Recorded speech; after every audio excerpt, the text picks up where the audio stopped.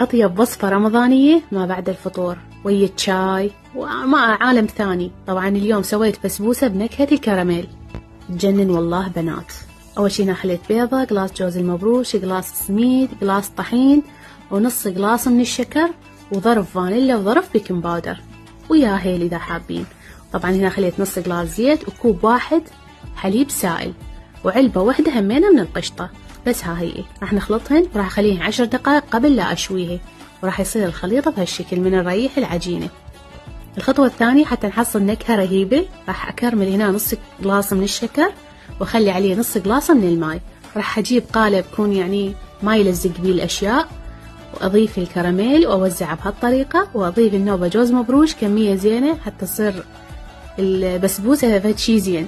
وأضيف الخليط وقبل على الفرن. الفرن طبعا خليت بالصينية ماي حار، وشويته على مود يحترق الكراميل والجوز جوز المبروش.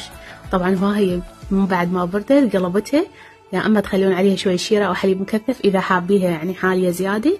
وجربوها بنات، تجنن تجنن.